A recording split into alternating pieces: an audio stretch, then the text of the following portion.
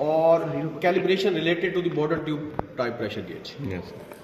अच्छा, जैसा कि मैंने आपको बताया था कि ये कैलिब्रेटर वर्क कैसे करता है। This operators works on the principle of, खुद से बोलेंगे आप, पास्कल लॉ, यानी इसके इस क्लोज कंटेनर में जो कि 3 तरफा है, इसमें वैसे तो हमने 2 तरफा पढ़ा है कि यहाँ ये एक्शन हो रहा है और यहाँ रिएक्शन हो रहा है। yes. लेकिन इसकी तीसरी साइड भी है, ये एक स्टोरेज है, रेजरवायर है, यानी ये यहाँ से हम जस्ट सपोर्ट लेते हैं, ऑयल की सपोर्ट लेते हैं और इन सेंस ऑफ प्रेशर की सपोर्ट लेते हैं। तो बैरल, हाँ जी। तो ये पिस्टन, और पिस्टन का देख लें कि इसके ये एक्चुअली पिस्टन है, और सारों को अगर टोटली बोला जाए तो ये प्लंजर है, लेकिन इसका एक वेट है, तो पहला वेट यही है। ठीक है। अब के इसके लिए एक्सेसरीज कौन कौन सी चाहिए, तो आपको पता है कि जैसे ये हाइड्रोलिक सिस्टम है तो इसमें हाइड्रोलिक ऑयल चाहिए, वेट्स चाहिए, ठीक है, और इसके अलावा एक कॉटन क्लॉथ के वेट्स को जो अगर ज़रूरत है तो आप नीट एंड क्लीन करके तो तब अप्लाई करें। और इसके अलावा एक एलकी होती है जो कि ये पंप साइड जो कि हैंड पंप है, इसमें उसको कुछ अगर ठीक करना है तो ठीक हो गया। तो प्री स्टार्ट प्रोसीजर क्या है? प्री स्टार्ट प्रोसीजर ये है कि आपने इसका ऑयल पूरा कर लेना जो कि है, मैंने कल इसका ऑयल चार्ज करना है तो सिंपली इसको ओपन करें, यहां से पूरा कर लें, ठीक हो गया। और सबसे पहले आपने ये करना है कि ये पंप के साथ अटैच ये वॉल जो है इसको क्लॉकवाइज रोटेट करते हुए क्लोज कर देना है। तो क्लोज करने से ये होगा कि ये यहां पर जो वॉल है वो यूनिडायरेक्शनल हो जाएगा। अब यहां से ऑयल रिटर्न नहीं हो सकता, वहां से जो पंप किया जाएगा वो इसके अंदर इंक्लूड होगा। यानी हमें करना क्या पड़ेगा, हम हर रीडिंग के दौरान में हो सकता है कुछ ऑयल की क्वांटिटी और यहां से लेनी पड़े, तो वो पंप करके यहां से इंजेक्ट कराना है। सही, क्लियर हो गया? इसका रूल समझ आ गया? अब हमने सिर्फ इधर तक देखना है।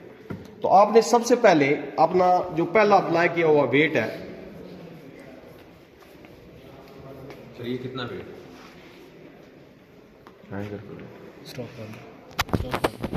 अप्लाइड लोड क्या है? तो पहला अप्लाइड लोड भी यही, आप लिखना शुरू कर दें जो लिखने वाले हैं। लिखो यार, मेरे हाथ में। और शुरू कर दिए जी, हाँ जी।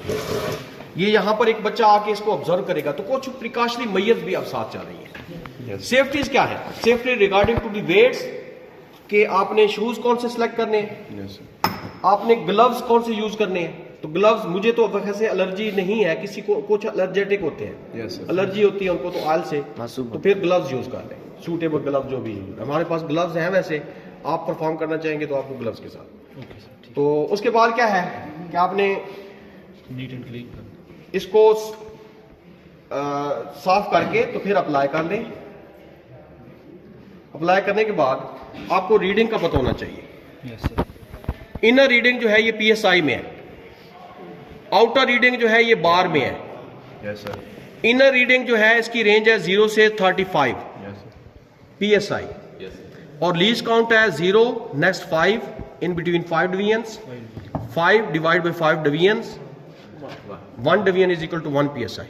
आउटर में देखें, लेकिन हमारी टारगेटेड आउटर है, तो आउटर में देखें तो 0 to 2.5 मैक्सिमम, और 0 से first number 0.5, in between 10 divisions, 1 division is equal to 0.5 divide by 10 divisions is equal to 0.05। तो 1 डिवीजन कितने की है? 0.05। हाँ, if this needle moves equal to 1 division, the reading will be 0.05।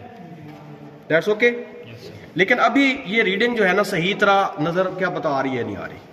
इसको सही करने के लिए आपको क्या करना पड़ेगा, आपको ये चेक करना पड़ेगा कि ये स्ट्राइक हो चुका है।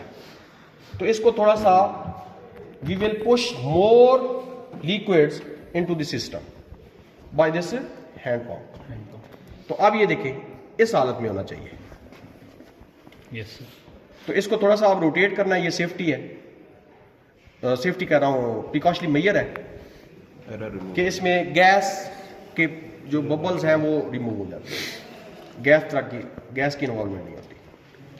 तो उसके बाद हल्की सी ये टैपिंग क्यों करनी है, मे बी सम टाइम इसके अंदर कुछ वो रिटेनर स्प्रिंग जो है वो उसने रोका होता है नीडल को, तो वो रिलीज हो जाता है। तो अब वैल्यूज को रिकॉर्ड करना है, यहां बैठे